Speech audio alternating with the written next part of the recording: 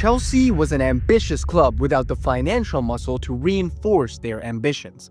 That was the reality in the summer of 2003. The club had a proud history, a passionate core of supporters, and occasional flashes of success.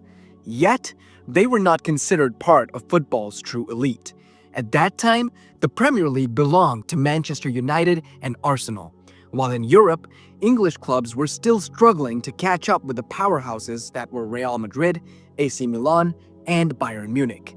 Chelsea were an exciting team, but not one that was feared. They never won the Premier League, and their last league title had come way back in 1955. Then came a man who would change everything. Roman Abramovich, a Russian tycoon who made his fortune in the oil industry. He was not well known in the football world when he arrived. He was a quiet, low-profile man who rarely gave interviews. What he lacked in public presence, however, he more than made up for in ambition. In June 2003, Abramovich purchased Chelsea for around £140 million, cleared all of the club's debts, and instantly made them one of the wealthiest football clubs in the world. As The Guardian noted in a 2005 article titled "Chelsea were on the brink before takeover," the club had been burdened by a €75 million bond and was in significant financial distress before Abramovich's acquisition. His takeover not only rescued Chelsea, but also almost certainly prevented the club from defaulting. It was a moment that rocked English football. Nothing like it had ever happened before. A foreign owner had just arrived with immense resources and the clear intention to dominate. Abramovich didn't just want Chelsea to compete. He wanted them to rule.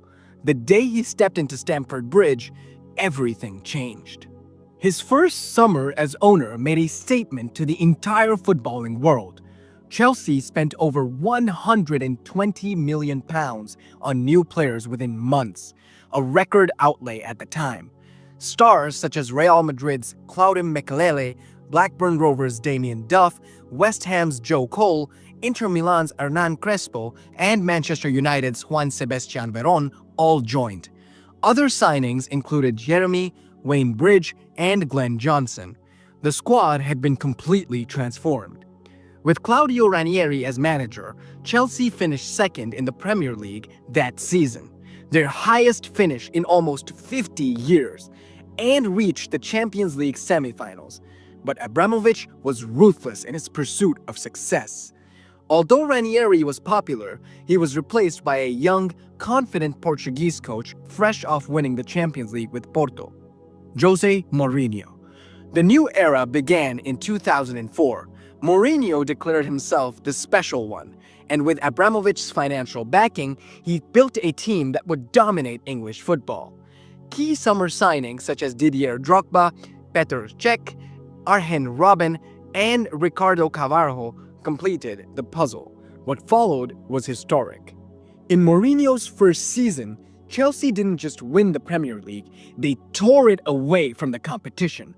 They finished with a then record 95 points and conceded only 15 goals, a defensive record that still stands. They also won the League Cup. The following season, Chelsea defended their Premier League crown with 91 points. Within 2 years, Chelsea had gone from underachievers to become the most powerful force in England.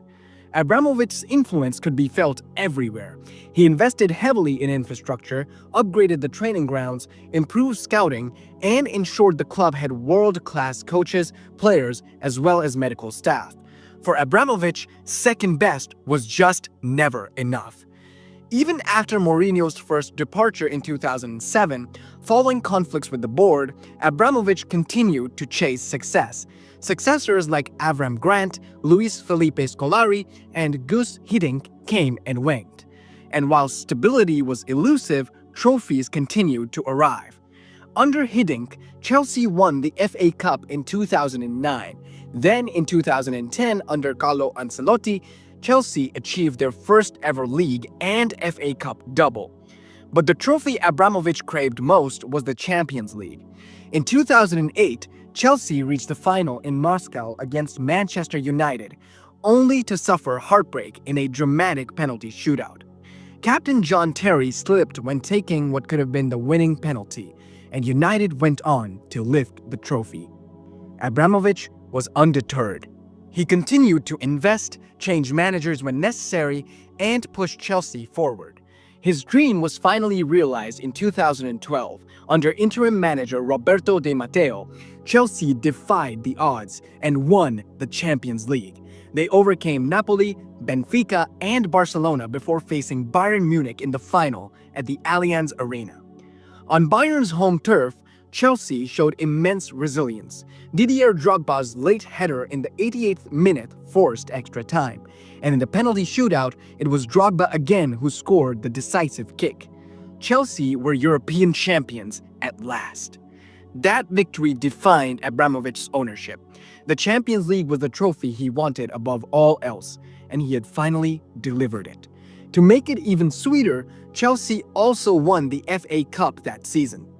But the success didn't stop there. In the years that followed, Chelsea won more Premier League titles under Mourinho during his second spell and Antonio Conte. They also lifted Europa League trophies in 2013 and 2019, alongside domestic cups almost annually. Abramovich's willingness to back his managers in the transfer market was unmatched. He gave them the resources to shape the team towards their vision. Signings such as Eden Hazard, N'Golo Kante, Diego Costa, and Cesc Fabregas ensured Chelsea was not only winning, but was dominating with style.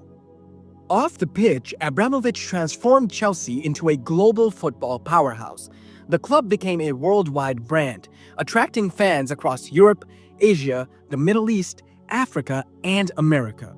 Commercial revenue soared. The academy produced stars like Mason Mount and Reece James, and Stamford Bridge became one of Europe's most intimidating stadiums. Another high point came in 2021. Under Thomas Tuchel, Chelsea won their second Champions League by defeating Manchester City in the final. They followed that triumph with victories in the UEFA Super Cup and FIFA Club World Cup. It was proof that Abramovich's formula for success still worked nearly 20 years after he had arrived. By then, Abramovich had transformed Chelsea into one of the most successful clubs in the world. In 19 years of ownership, Chelsea won 21 major trophies, 5 Premier League titles, 2 Champions League, 2 Europa Leagues, 5 FA Cups, 3 League Cups, 2 Community Shields, 1 UEFA Super Cup, and 1 FIFA Club World Cup. Few clubs in history can boast a similar era of dominance.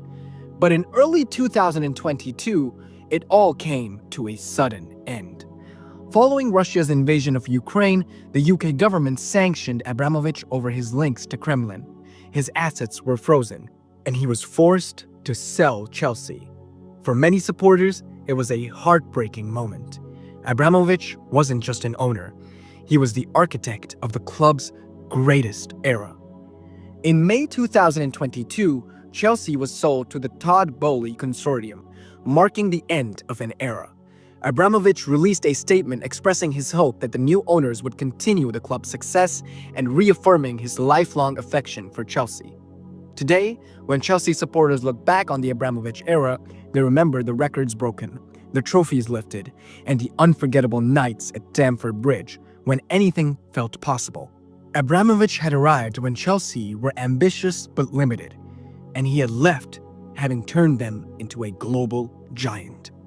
The story of Abramovich's Chelsea wasn't just about money. It was about ambition, ruthlessness, and the belief that no trophy was ever too big to chase.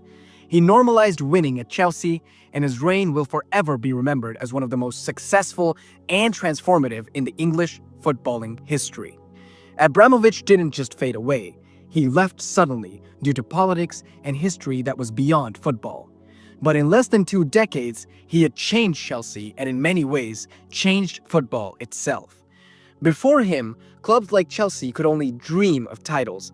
With him, they expected them.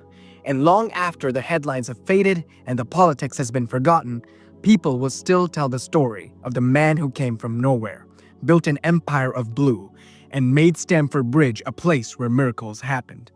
And that was the story of Roman Abramovich's Chelsea. The man, the money, the trophies, and the transformation of a football club into a global powerhouse. If you enjoyed this video, don't forget to like, comment, and subscribe for more deep dives into football history. And if you'd like to support the channel even further, consider joining us on Patreon. Thanks for watching, and we'll see you in the next one.